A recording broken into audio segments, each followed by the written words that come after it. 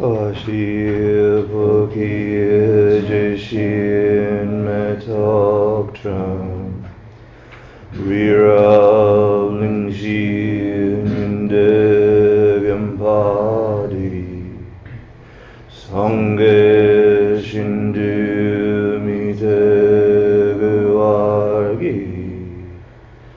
Dravinanda Shinla Tripasho Hidam Guru Ratna Mandalakam Ninyatayami Sange Jidam Zoki Shoknam Lam Janchu Bardu Dakni Gapsuchi Dagi Jenyen Gipe Sonam Ki Rola Benjir Sange Druparsho Sange Jidam Zoki Choknam Nam Janchu Bardu Dakni Gapsuchi Dahi Jenyen Gipe Sonam Ki Drola Benjir Sange Druparsho Sange Jidam Zoki Choknam Nam Janchu Bardu Dakni Gapsuchi Dahi Jenyen Gipe Sonam Ki Drola Benjir Sange Druparsho.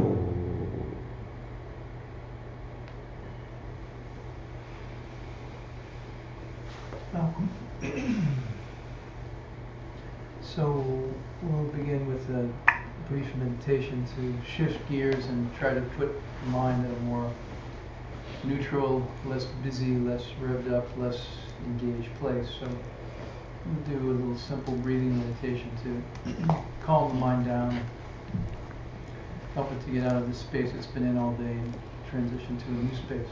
So please sit comfortably with your spine straight, eyes gently closed, breathing through your nostrils if you can. And just watch the air passing the tips of the nostrils. Focus on that sensation and awareness. And we'll count rounds of breathing. One exhalation begins a round, and one inhalation concludes. So try to reach 21 rounds without your mind being drawn off to distracting thoughts or noises or whatever it might be. Just focus upon keeping your awareness on the breath at this spot.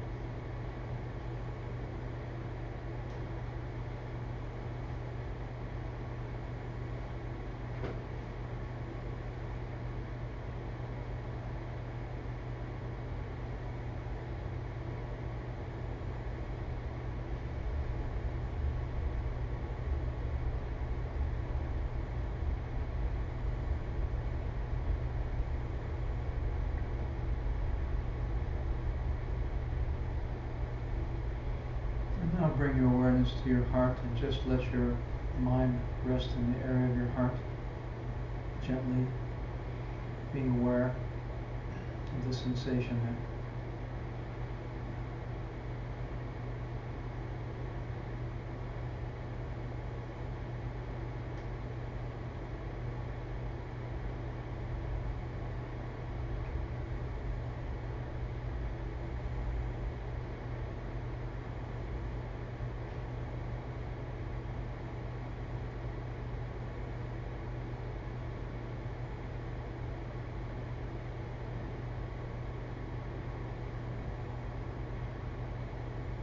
Tune into the goodness and love and positive feelings there.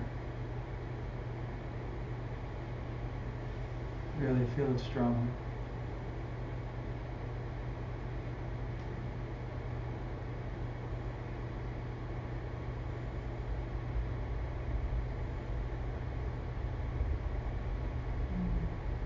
Offer that to the lineage lamas, the holy beings who have passed these precious teachings to us over the centuries.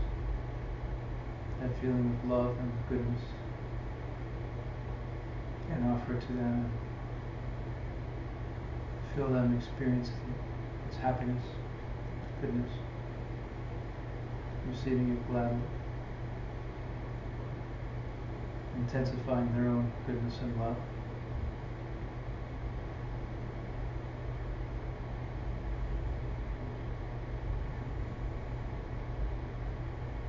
And in your mind, ask them to bless you and guide you and teach you.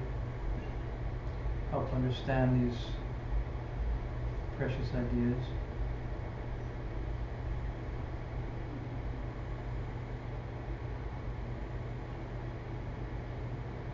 Ask them to help you become a holy being, pure being, virtuous being,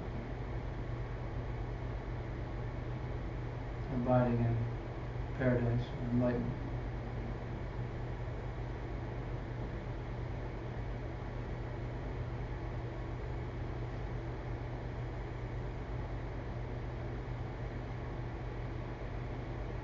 And feel their blessings flowing into your heart in the form of, you can see light rays, or you can feel that they merge into your heart and bless you that way. Their essence.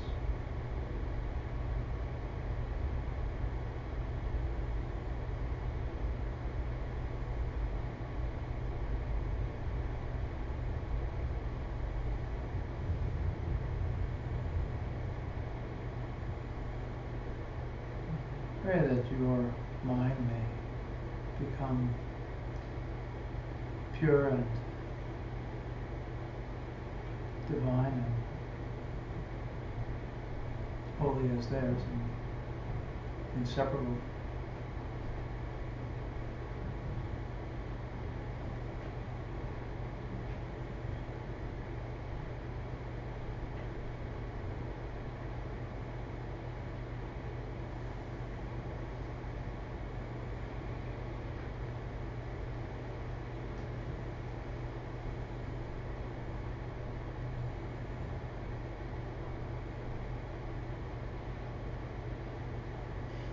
May all holy beings everywhere bless us and help us to understand these precious teachings. Homage to all holy beings everywhere. Thank you for coming. Did you do your quizzes? Is anyone doing a quiz? No one's doing a quiz. It makes it easy to grade. Did you bring it? For last week. Yeah. Yeah. So if you're not familiar with the format, we have if you wish, we have a homework that is associated with each class. And then at the beginning of each class there's a quiz. So those people who are studying in a more in-depth fashion do the homeworks and quizzes along with the readings and exam. So sometimes more people do it, sometimes less. Is there somebody collecting and grading? I could do that. That'd be great. So if you have a homework or quiz, pass it in to me immediately. Or else, okay. All right. Thank you, Steve. You want me to print out homework and quizzes? I think it's a quarter of, and since we have one taker on the quiz, you can print it out yourself, right? Yeah. So we're good. Alright, I'll do it for now. If there's anyone who would like to take a homework with them this evening, see Steve after class, and we can supply it. We have them online also. You can print out the PDF online. So last week we've been doing a Diamond Lion Lojong, which is 8 verses of the Diamond Lion, which is one of the most popular and sort of widely taught Lojongs these days. And we're just wrapping it up. We didn't finish the last verse. We went through 7 verses, or 7.5 verses. So we've got to finish that one up from last week and then get on to the next one. If you're new to Buddhism, sorry, it's difficult material, complex advanced material. Do our best. Please don't hesitate to ask questions or jump in or say, what the hell are you talking about? Okay, or I don't understand, or whatever it might be. So, where we ended last time, we were doing the last verse, which was, don't let your Lojong practice be polluted by the 8 worldly thoughts, right? And so, the summary of the Lojong, these Lojong verses was, because of the laws of karma, because of the nature of deeper reality, rather than reacting the way we normally do when we engage with other people, which is to try to get ahead at their expense in any kind of social interaction, in any kind of engagement, our natural tendency, our natural habit is to want to win and have the other person not, right? And the Lojong verses that we've gone through basically said, look, in any situation, anytime you're interacting with other people, give them the benefit, give them the advantage, let them win and take the short end of the stick, essentially. If you're going to go to a movie and it's about to sell out, let them go to the movie instead of going to the movie yourself. The subway car is full, people are trying to get on, let them get on first, right? If there's somebody waiting for the bathroom, somebody waiting for a taxi, give it to them, right? So, what's the natural reaction of the mind? That's crazy. Right. Hell no. Right. Why would I do that? I mean, it's crazy to always give the good stuff to other people and to not have the good stuff for myself. I live for the good stuff, right? I mean, I'm here to get the good stuff. I mean, that's why we're in class. We want the good stuff, right? So, and yet here are these, very deep, profound verses saying, no, always give the good stuff to other people first. Always give the advantage and always give the benefit to other people. And, the mind's natural tendency is to say, no, it doesn't make any sense. No, I don't want to do that. No.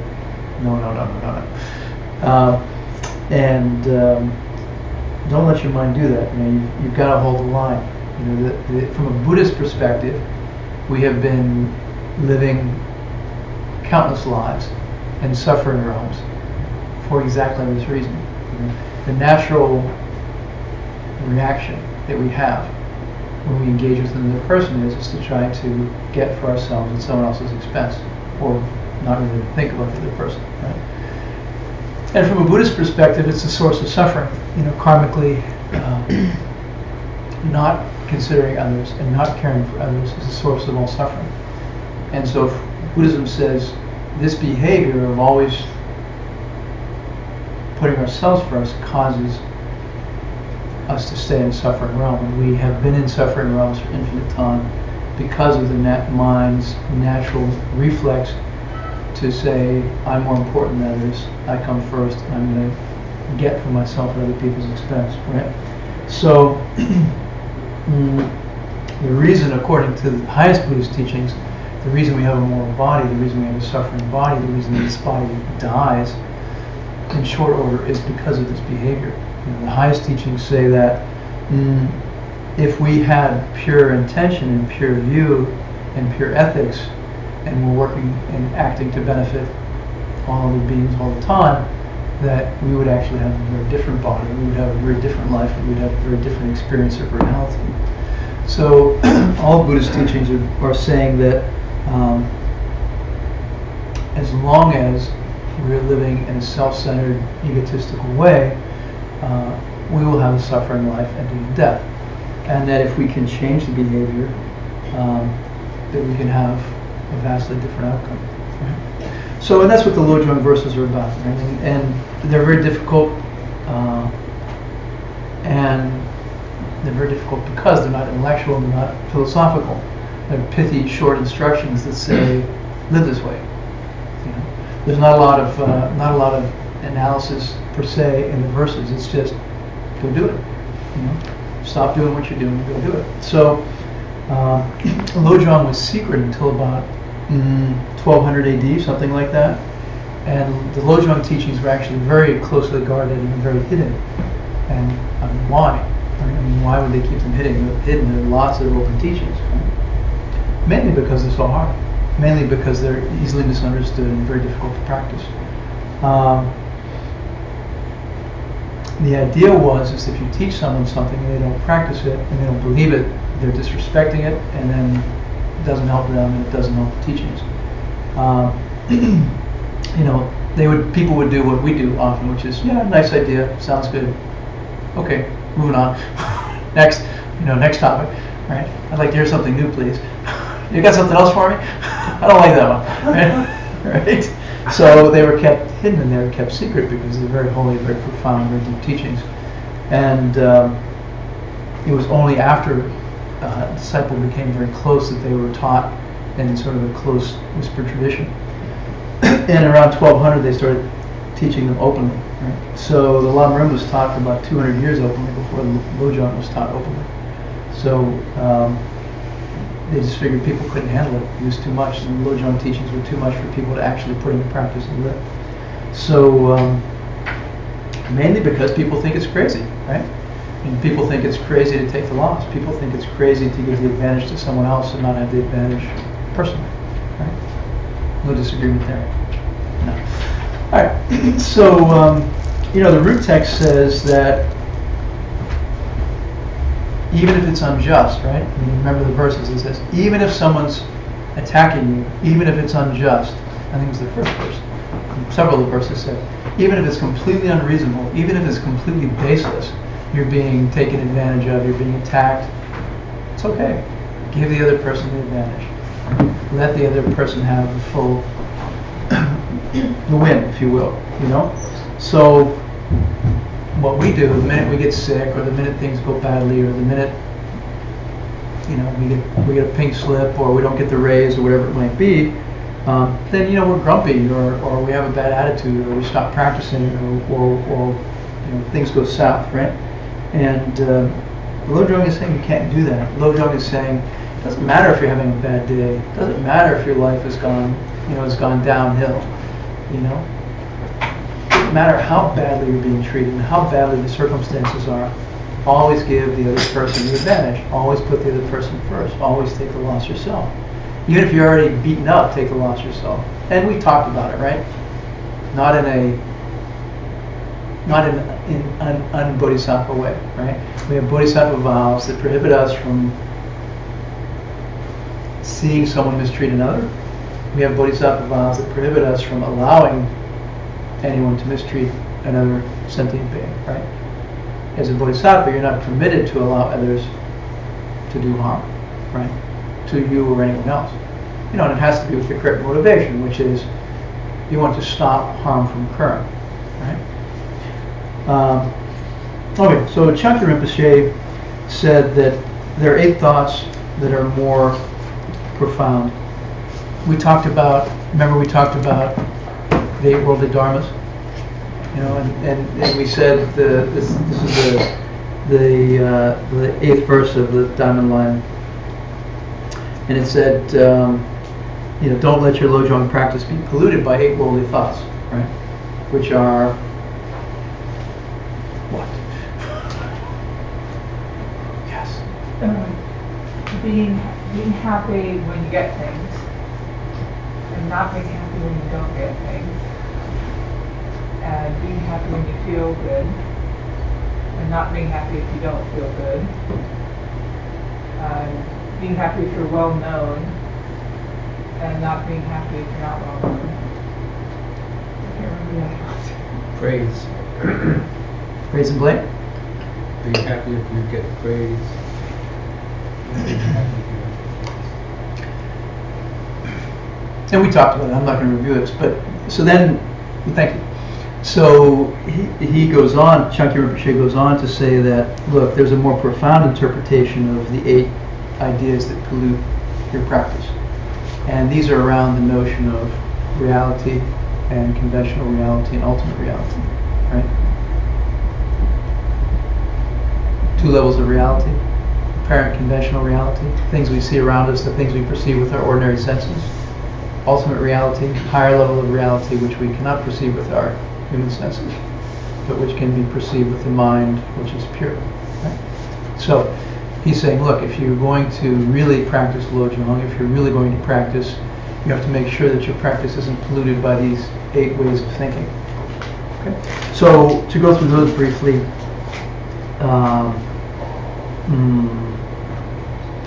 please say Tage. Tage. Ta means extreme and Ge means 8. These are 8 extreme wrong ideas. Or, we talk about wrong ideas. We're talking about how one thinks about reality, how one thinks about existence, how one thinks about what's there and how it's there. And this is important because we live our lives according to,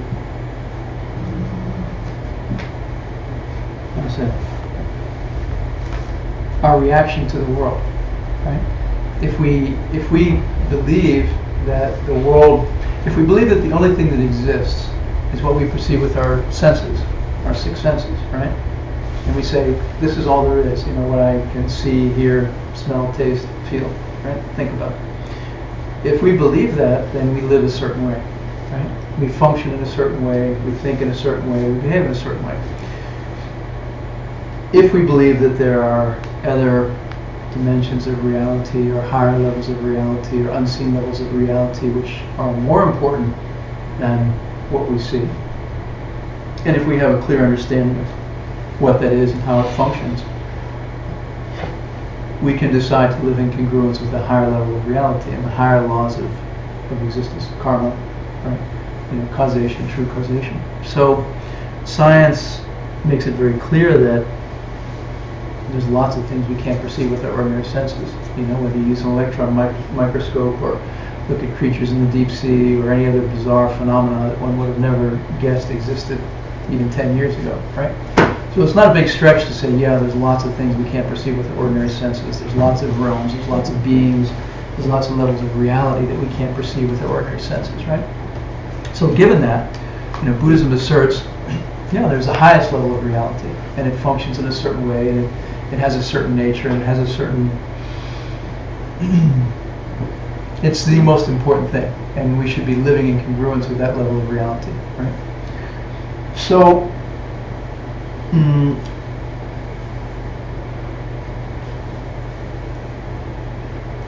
there are 8 wrong ways of understanding reality that he goes into here. And he says, if you're thinking about reality, if you think reality exists in one of these 8 ways, then you got it wrong. And you're not tuned into highest reality. You're not living in congruence with highest reality. You're just not perceiving in alignment with highest reality. You're perceiving in alignment with ordinary lower levels of conventional reality, right? Everybody with me so far? Okay. So these are 8 different wrong ideas that will screw up your practice of LOJONG. And they all relate to emptiness, right? And he's saying, Chakya Rinpoche is saying, look, it's crazy to try to practice LOJONG. It's crazy to try to practice the prior 7 verses we did if you don't understand this stuff. You're gonna fail, you're gonna mess it up, and you're just gonna have problems. So please say Noah. Noah. Drupa. Drupa. Noah Drupa. Noah Drupa. So Noah means essence, nature, essential nature, and Drupa means to exist. So this means to exist through an essential nature, right? And this is self-existent view. Things exist from their own side, right? It's to say that this object has an identity and a nature of its own, right? The flowerness, I don't know what this is, flower, orchid, key, whatever. I don't do a key. The identity of key, the nature of key resides in this thing right here. And that it's somehow radiating its nature and it's radiating its identity, and we're the passive receivers picking up the nature and the identity, right? So that's to think that something is self-existent. That's to think that the thing has a nature and an identity of its own, which it possesses from its side. Okay? So, it's to think that something could exist from its own side. So, if that were the case, any creature that came in this room would pick up the identity being broadcast from this. A fly that came into the room would say, oh, there's a key there. There's a car key there. I get it. There is a nature here which is self-resident, which I'm perceiving. But it doesn't work that way. A fly is not going to perceive this as a key. So like that. So, a fly sees it as, I don't know, a landing pad or whatever, right? So it isn't a key from its own side. It isn't anything from its own side. Is the fly correct thinking this is a landing pad, or are we correct thinking it's a key? I mean, it can't be two things at once, right? One thing cannot be two things. It's either a key or it's a landing pad. Which is It could be two things. simultaneously? Sure. Can something be red and blue at the same time? Oh, then you could have If it's purple. this space could function as a Then it would be room purple, not red and and a blue. dance club. Sorry. I mean, let's see. This space could function as both a Dharma, a room where Dharma classes take place, and it could also function as a room where meditation classes take place. At the same time? At the same. Oh, I didn't know that was part of the question. At the same time. Can what simultaneously? Okay. Can something be red and blue simultaneously? No, but this could be both a room in the city, and it could be a Dharma room at the same time. But it's still a room. Couldn't Those are the two fly things, land though. on the key when it's in the ignition of the car? But for the fly, so we're talking about the perceiver, okay? So for a fly, whether this is in the car, or whether this is on a table, or anywhere else, for a fly, is it a key? I mean, is the fly apprehending it as a key? Is the fly going, oh, there's a key? Let me set down on the key. Only if he has the karma to perceive it as a key. Yeah, I mean, we're presuming we don't know what a fly's thinking, right? I've never seen a fly try to turn on the car with that object. I'm gonna best guess it's a landing pad. We're gonna extrapolate here a little bit, okay? Yeah. Because we can't read the fly's mind. I can't read the fly's mind. But presuming it's an ordinary fly, and the mind functions in a fly the way we think it does, it's not a car key for a fly, right? Normally speaking, but can you say it's hardness? Like It's what? it's a hard object, or it's a hard object for both receivers? You could. But the point is that this is many different things simultaneously. And it's not coming from this. It's coming from the perceiver, right? So, if you have a dog and a fly and a person and a fish, whatever, I don't know, pick your creatures, and they're all here observing this, they're all going to have a different perception of this, and it's going to have a different reality and a different nature for them. So it's not possible for this thing to be a key from its own side, because those 5 different creatures are not saying that's a key. Yeah. Going on with what Hector just said, could you say that a quality can exist independently of its own side, like hardness? No, Like I if was I just being naughty. Yeah. I know, that's what I'm saying. Like if my hands were made of fire and I went to touch it, then it would be soft. Because I would melt it. If you have the right melting point. Right. That's interesting. Yeah. I'm not sure what the question was. It was just that that quality of the object can't exist independently also. So qualities also can't exist independently. So, to take the fire example, is softness or hardness the quality of this from its side? No. So again, it's all coming from the other side, if you will. It's not resonant. Hardness or softness is not resonant here. Okay? There is something out over there which is perceiving this as hard or soft or big or small. To us, it's small. To a fly, it's big. And something big and small simultaneously. So it depends on the perceiver. So it's like that. So nothing, so that's what we mean when we say nothing has any nature of its own. Nothing has the identity of being big or small from its side, right? Key or anything else from its own side. It's all a function of the being that's doing the perceiving, okay?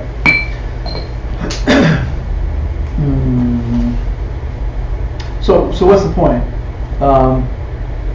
The point is that we have to understand this as we go into the other 8 wrong ways of seeing the world.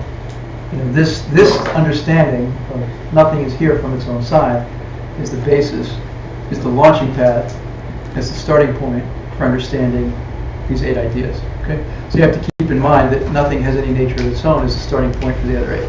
Right? Okay. So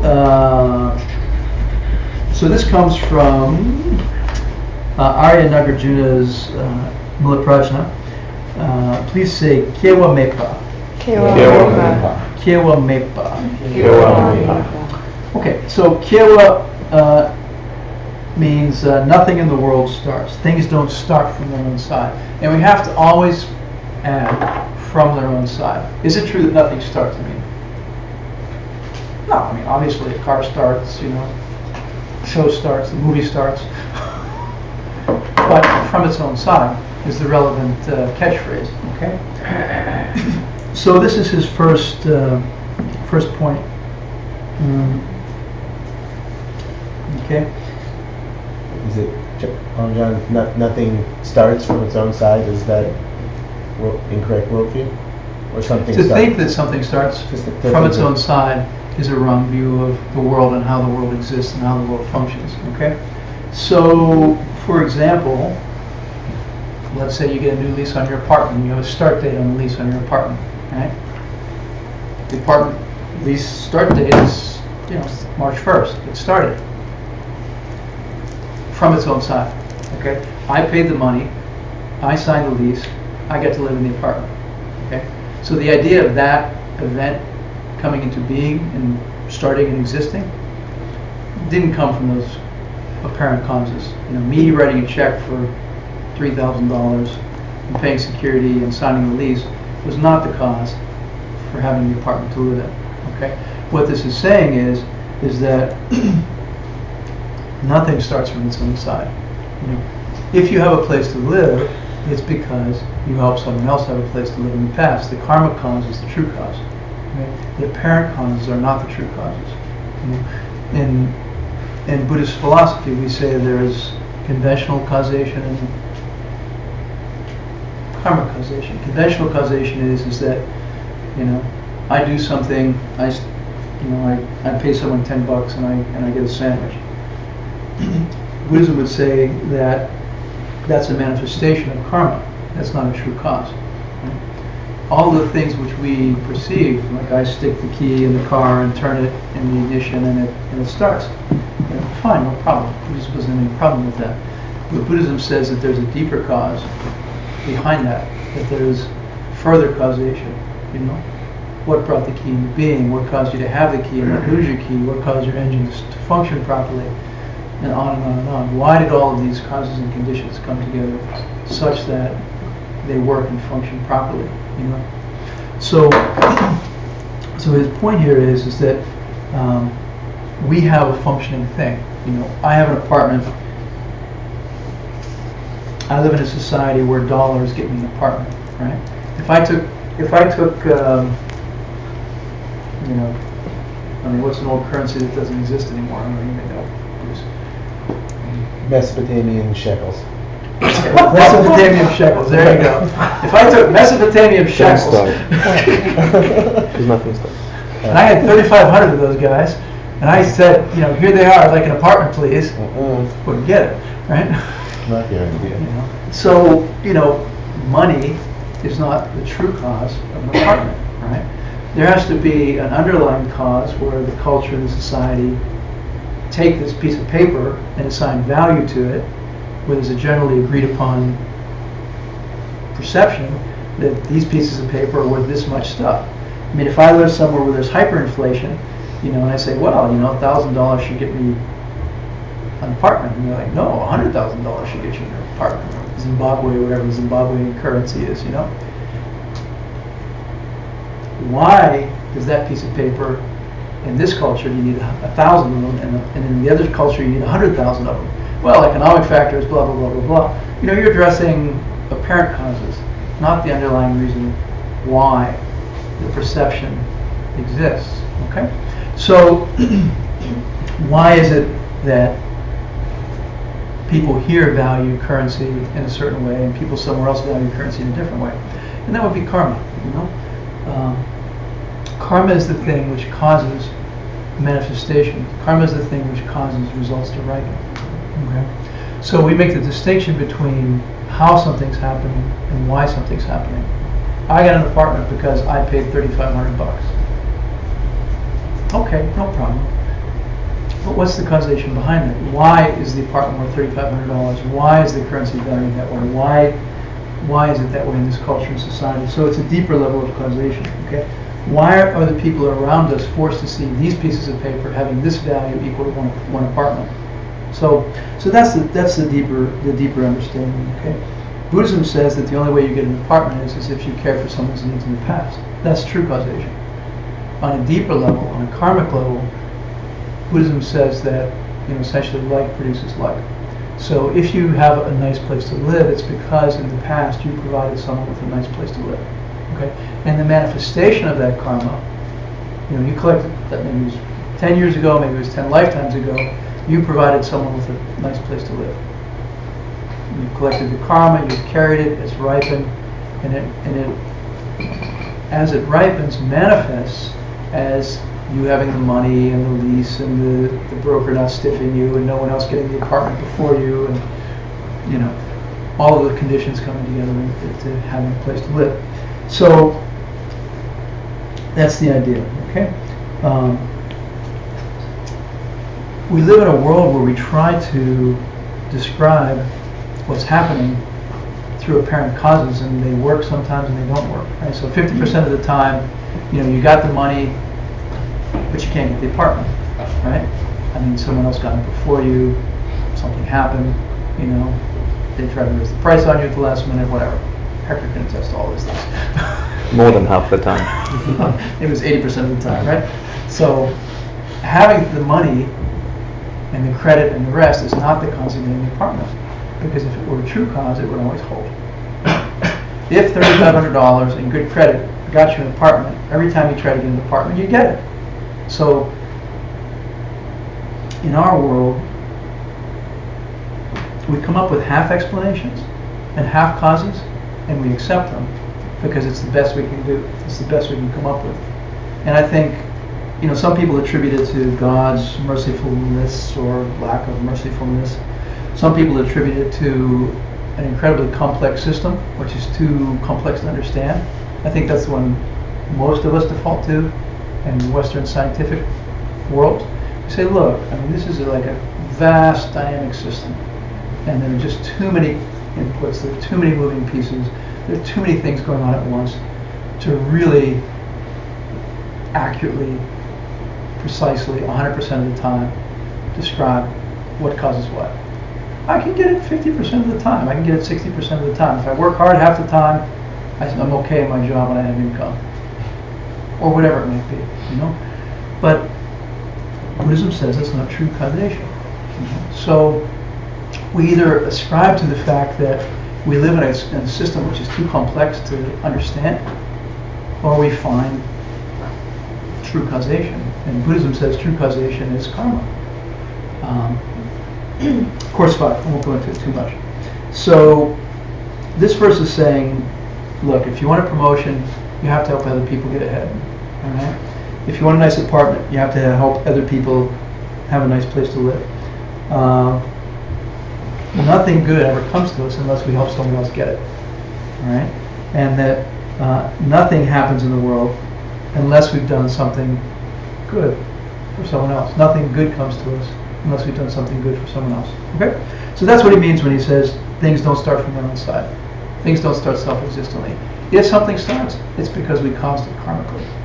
It's not because of the conventional apparent causes. All right? So then you say gakpa, Gakpa. Mepa. Mepa. Gakpa mepa. And things don't stop from their own side. So similarly, let's say you got a headache, let's say you got a backache, let's say you're having a lousy day. Why does it stop? Why does your really lousy day come to a turning point? You know, what caused a miserable situation to change? Same idea, you know? The only way to, you know, have physical pain go away or change is to have helped someone else in the past. You know, it's a new karma ripening. To have a karma of pain wear out, and to have a karma of positive feeling or pleasurable feeling ripen, you have to have the karmic seed, right? And When you say someone else, aren't you implicitly committing the error that you just criticized, which is imputing some self-existent nature to a someone else that is somehow distinct from, again, implicitly from the self I posit myself to be, and in so doing aren't you reinforcing the very system that you are trying to deconstruct? that's later in the list. We're going to come to that. Get back to me if I don't get it, all right? So, I mean, this is the nature of karma, right? How does karma work? Karmic seed flowers, it brings a negative result. I hurt someone, I'm in pain, right? That karmic seed has duration, it wears out, it fades, the next karmic seed ripens. If it's a positive karmic seed, it's a pleasurable, positive experience for me. So, what they're very simply saying here is it's not possible to have a positive experience unless you collected the karmic seed before. So, you know, if you had some negative experience you're in, some negative karmas which have ripened, and you're suffering in some way, physically, emotionally, mentally, and it stops, and it turns positive, it's only because you collected the positive karmas in the past which are now ripening. Period. Nothing else is possible. Okay? There is no self-existent thing out there which came to me, which brought me happiness and goodness from outside. You know, it's an internal experience, an internal process. Do you have a question? Yeah. So, for example, let's say you're in pain and it never stops. Is that because you've never helped someone karmically? Well, never is a long time. That would be a hell run for like a long time. But you see, if you think, and I'm not being flip. I don't mean to be flip.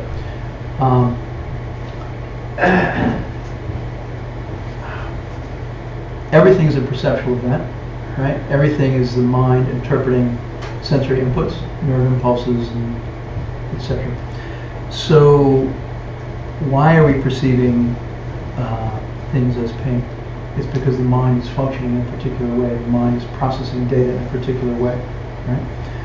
Why is the mind processing data in a particular way? Well, it's functioning that way for a reason. It was caused. The mind, the energetic impulses, the synapses, the processes of the mind function the way they do for a reason.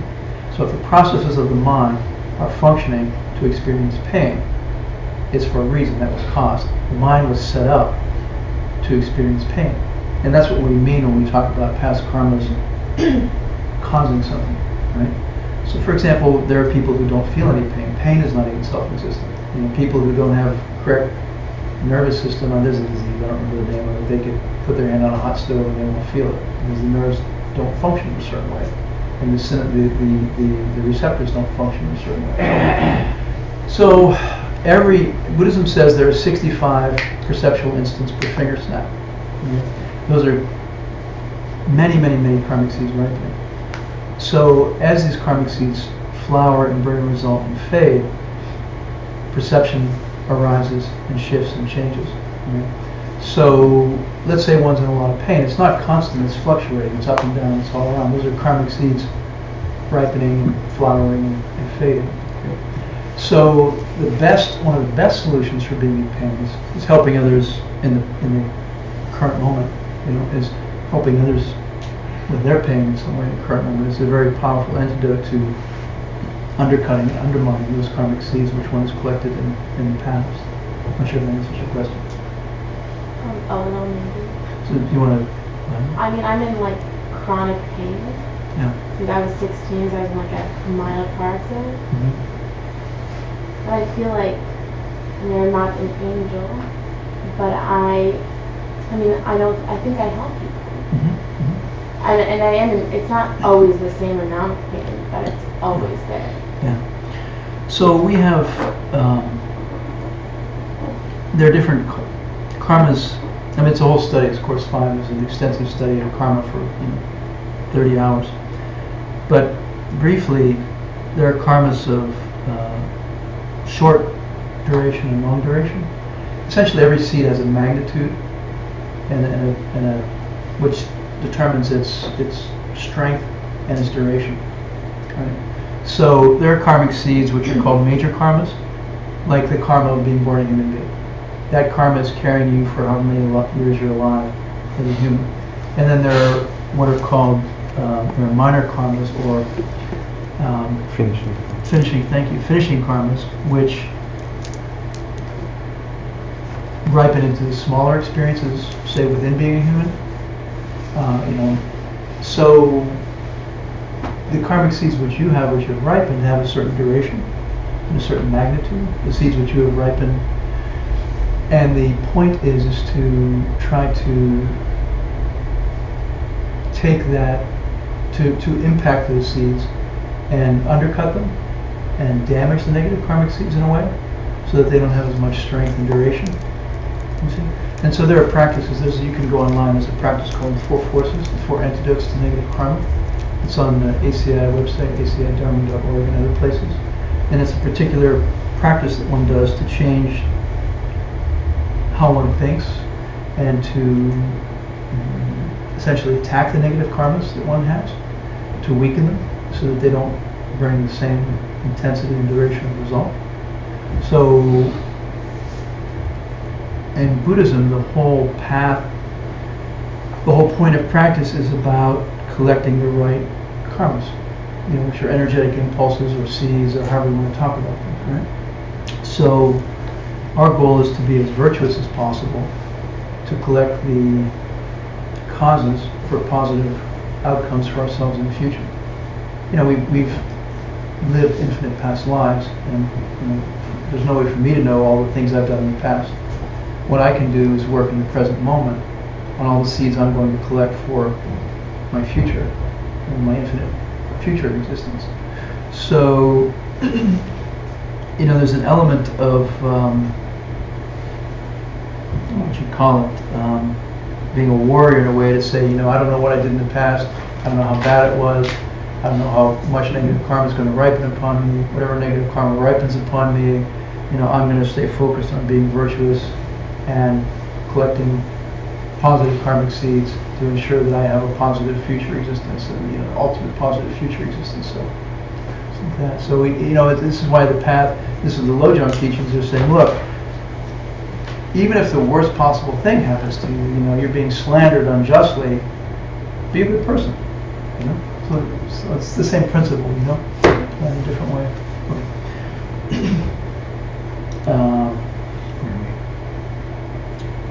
Okay, things don't stop from their own side. So this is the same as true of medicine.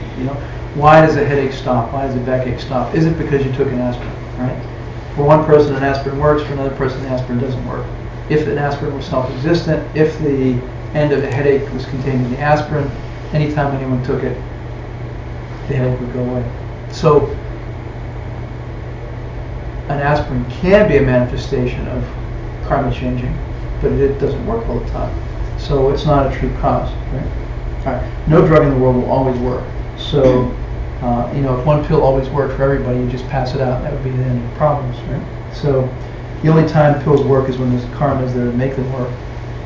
And the karma that makes a pill work is having helped someone else who was in pain in the past in some way, right? So that's what he's saying here. No good or bad thing in the world ever stops, except unless you have the karma, right? Where does karma stay? I mean, you got the karma. You collect good karma, you collect bad karma. Where does it stay?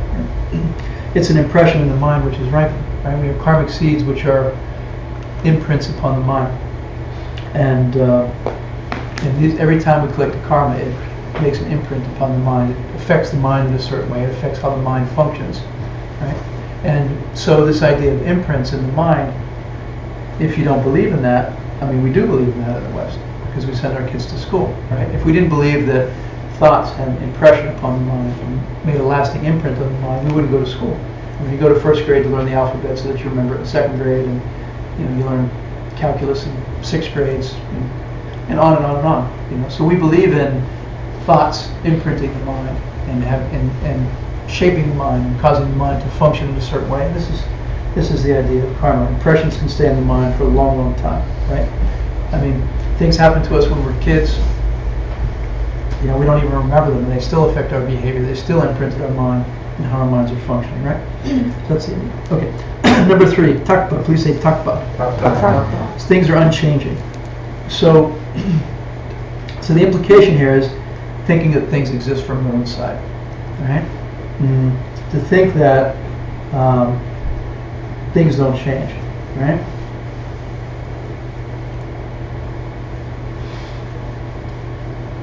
If things were unchanging, right? Like this is a cup. It's just a cup. It'll always be a cup. Its nature and identity is a cup. It's not going to change, right? Because I can drink from it. If things were unchanging, it would not be possible to become light. Okay? If I were John from my own side, and I was always John and only John, I couldn't change into an enlightened being, right? I'm unchanging. An unchanging John cannot turn into an enlightened being, period. It's impossible, okay? It's because everything is changing. It's because everything is dependent upon causation that we can turn into an enlightened being, all right? So, if things existed from their own side, nirvana would be impossible. Enlightenment would be impossible. You may as well just jump off a cliff now, right? Except that nothing would change, because then you wouldn't die, because you're alive and you're unchanging. Right? So things are not unchanging from their own side. All right?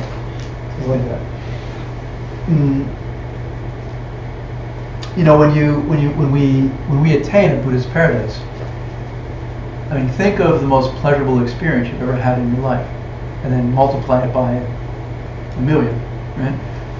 That's the experience of every perception in a Buddhist paradise. Looking at a pore on your skin, or feeling a teacup, or any sound, any sensory input at all has that level of qualitative experience. It doesn't matter what one thinks, what one sees, what one hears, what one smells. Every experience has that massive level of bliss. Okay? So that's what a Buddha paradise is like. But if things were self-existent, that wouldn't be possible. I could never experience that, because I don't have like an orgasm times a bazillion from drinking this tea. Okay, sorry.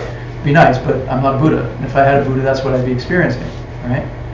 And when I opened the door, I'd have the same thing. I'd be like, wow, on and on and on, right? So if I were unchanging and things were unchanging, that would not be possible, because I'm experiencing it differently right now. Okay, enough said. Please say chepa. Chepa. Chepa is the opposite. Takpa and chepa are two extremes that result from people misunderstanding emptiness. So, chepa means nothing exists and nothing matters, right? It's because, so we've got this idea of nothing has any nature of its own. So one then takes that too far and says, well, if nothing has any nature, nothing matters. If like nothing has an identity of its own, then there's no such thing as good and bad. There's no such thing as killing anyone. It doesn't exist, There's no such thing as ethics. There's no such thing as morality. I can do whatever I want. Okay, so that's a wrong idea.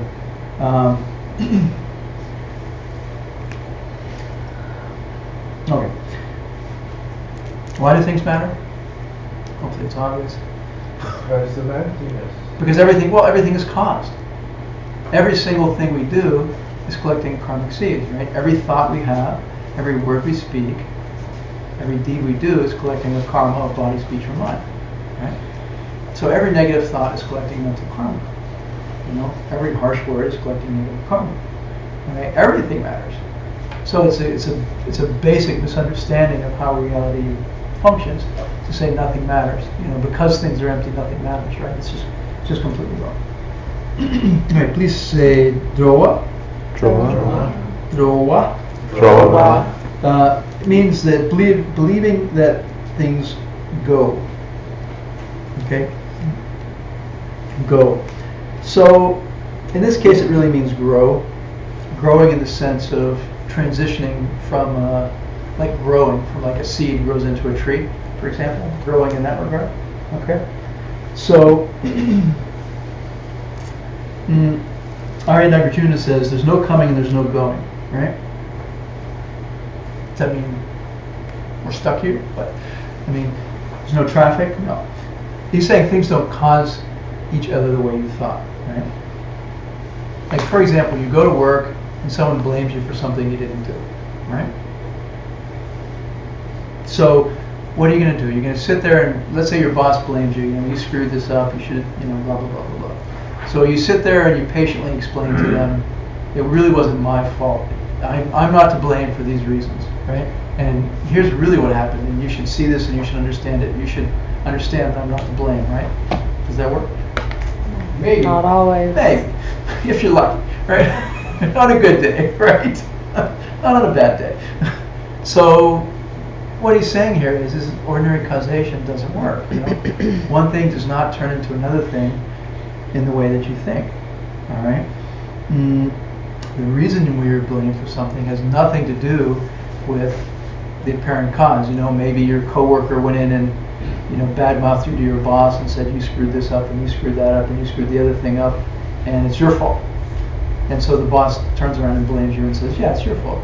Buddhism says that's the apparent cause. There's a deeper karmic cause, which is that you did a similar thing to someone in the past. Yeah.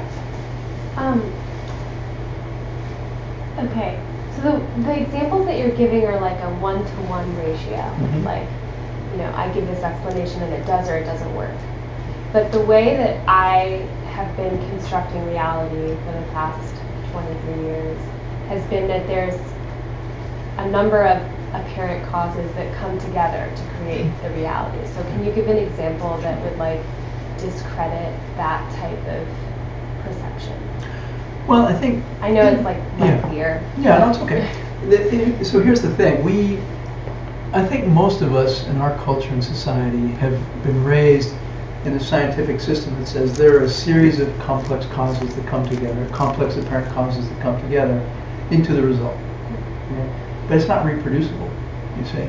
If we say, we put these three causes together and they produce this result, sometimes they produce that result, sometimes they don't. So according to Buddhism, true causation, according to science, true causation means it must always be reproducible, consistently 100% of the time. So we live in a society that says, well, you know what? We got these three causes together and you got this outcome. But then we put these three causes together and you got a different outcome. Well, that's because of these extenuating circumstances. So we live in a culture and society which has endless footnotes to causation, right? It's like there's always an extenuating circumstance, okay? And that's not true causation, And then it's like, I'm sorry, but it's just so complex. We always have to have a footnote to say why the cause didn't work every time, So Buddhism says that's lame, okay? That's not real causation. That's just making stuff up. And so, as far as empirically, I know this is more like a karma, question again. But More of a karma course thing. Go for it. Right. I'm sorry. Okay. I really need to take that class. That's it. Where was I going with this? Empirically. Oh, okay. As far as empirically accounting for what Buddhism is saying, I mean, I think I've experienced my karmas kind of flowering, but for me, that's even shakier than relying on the 83% of the time with a footnote.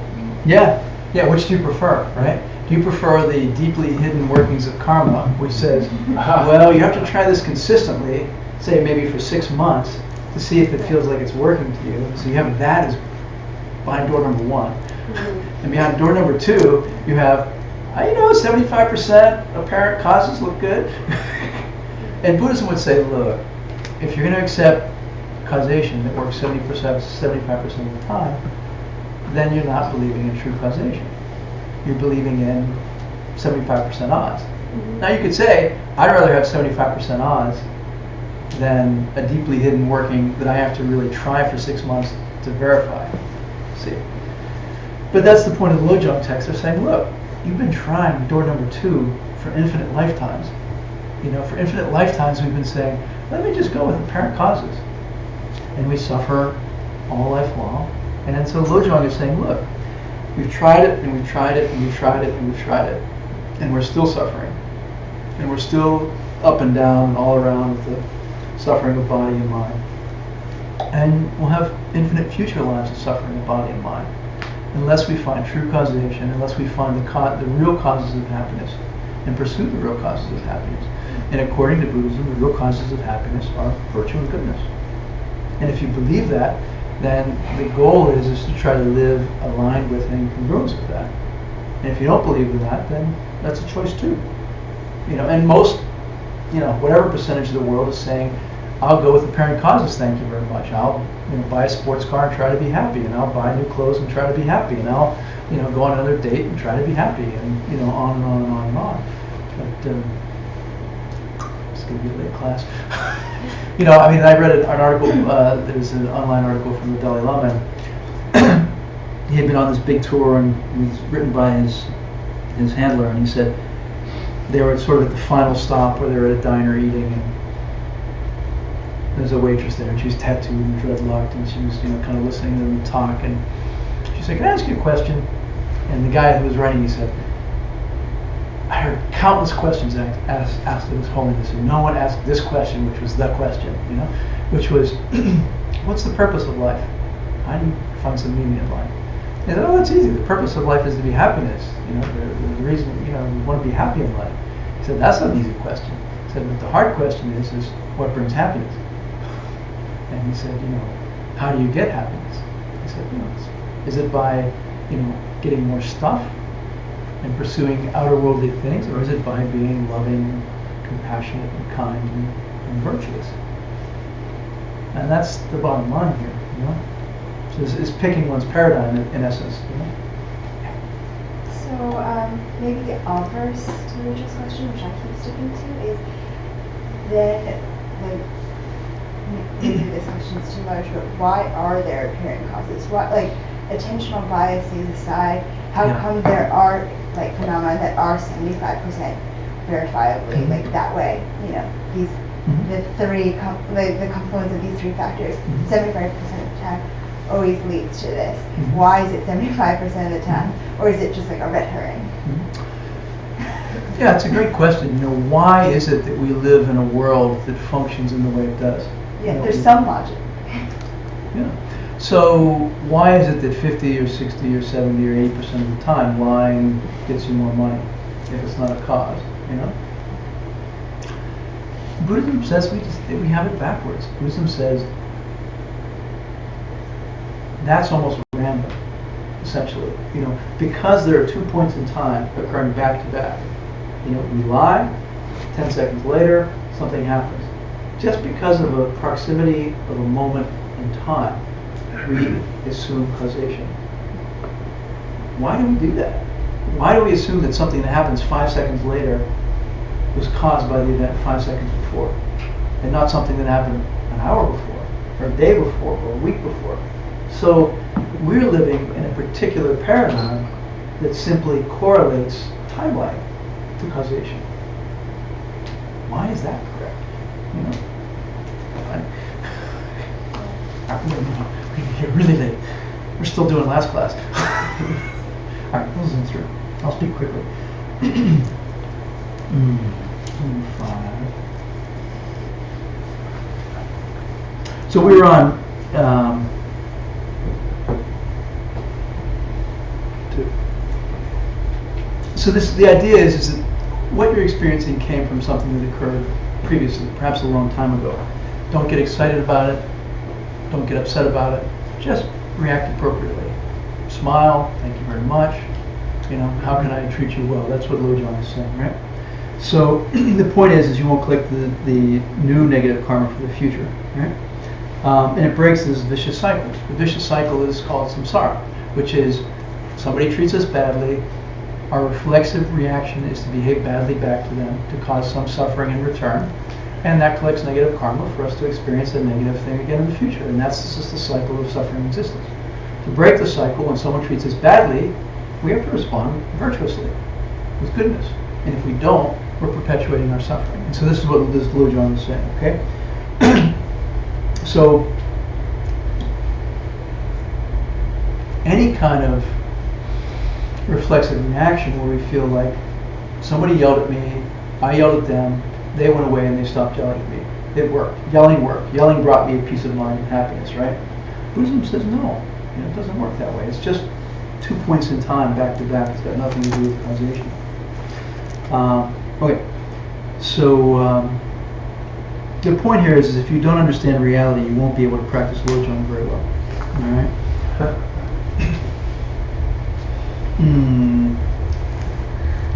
They're saying that the whole day at work is an illusion. Our entire apparent causation as we go through the day is incorrect and is an illusion. Nothing's happening because of what came the moment before. I mean, that's really the bottom line. Everything is happening because of impressions that we collected in our mind in the past, potentially a long time ago. If we want to have a pleasant workspace, then we have to be pleasant to everybody else. All right, so it's like that.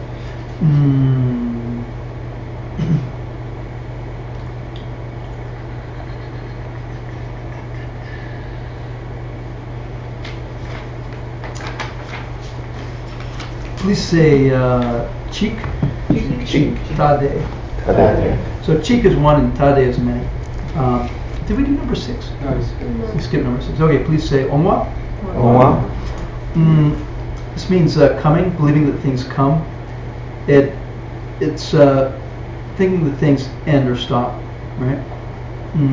So when he says there's no coming or going, what he's talking about is that cause and effect isn't happening the way you thought it was. Either things starting or things stopping, right? If you want the person to stop hassling you at work, you have to stop hassling other people. You have to stop being unpleasant to other people. So things won't start and things won't stop because of the obvious apparent conventional causes. Telling someone to buzz off does not get them to truly stop bothering you. The way you get someone to truly stop bothering you in the future is to not behave that way. Okay. So then 7 and 8 are cheek, tade. Cheek is one, tade is many, one or many. Does any single thing exist from its own side? Does this exist from its own side? The single key exists from its own side? We just said no. No.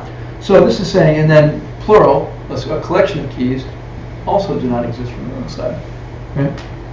So that's his point here. If you think of any single thing exists from its own side, I mean, it's innocuous, but if I think this orchid exists from its own side, right? It's an incorrect view. Right? If I think the forest exists from its own side, the rainforest exists from its own side, it's an incorrect view. Okay? So that's his point. So a tree doesn't make a sound if it falls in the forest and nobody's near here? Who said?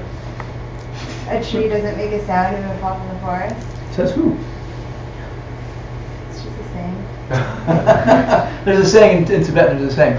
It's how long are the horns of a rabbit 10 or 12 inches long? They don't exist, right? I mean, rabbits don't have horns. How can you measure if they're 10 or 12 inches long, right? So it's like trying to talk about something that isn't really there. When we talk about a self-existent thing, we're trying to talk about something that isn't even there, right? So, a key in this room that exists from its own side, there is no such thing. Right? There is no such thing as a key that exists from its own side in this room. Just like there's no such thing as a purple, two-headed, full-sized elephant in this room. We say, was that 10 feet tall or 12 feet tall? Which one was that? It's not here. It doesn't exist. Okay. So this saying LOJONG is impossible to practice if you don't understand emptiness. And if you do understand emptiness, it's the only way to live. So the homework has a question which asks about Chunky Rinpoche, and it says, explain what he says about how we can be free from the chains of attachment. And this is talking about the two extremes, the two extreme views. Which are what? Two extremes. Nihilism and things exist. Yeah, nihilism, which is nothing matters, right? If things are not self-existent, then they aren't there. I mean, if this key is not self-existent, then there's no key here and no key exists. I mean, if the key isn't here from its own side, then it's not here. That would be Wrong. negating too much, going too far to one side. And the other side would be, no, this is a key. It can only be a key. It only exists as a key. It's always existed as a key, and it will always exist as a key. It can only be a key. That's all it is. So that's self, and its keyness and its identity resides right here in this thing. So that's self-existent being. Okay. All right.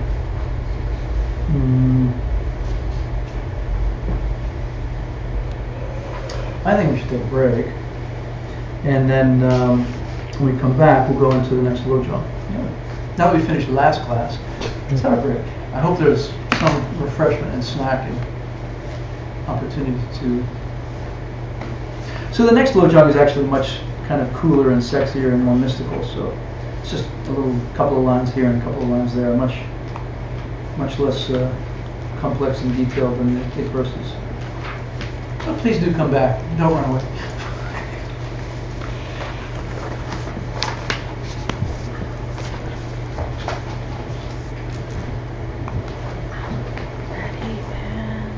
John, I found it interesting that I think in the proof of future life I know it's a different school, we use the argument that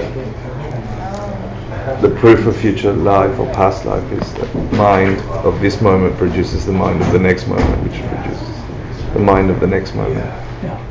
But here we're saying well, you can't equate causation. Linear linear causation. I'm just like double I know we're proving different things. I suppose you could, though, extrapolate that argument. You could say that the moment of mind, long before, was a cause of the moment of mind. Exactly, but that's not the argument they put in. You have to remember that next time. In ACI 4, I've taught it already. So next time you're around someone who's teaching it, right? Yeah. Like, Can I ask you a question? That's right. Okay. I'm very new to this, so I'm sorry, in it's case so I don't complex. sound like I know what I'm talking about. Apologize. No. I have a question about the karma. Your example if someone is yelling, you said if someone is yelling and you participate in the yelling versus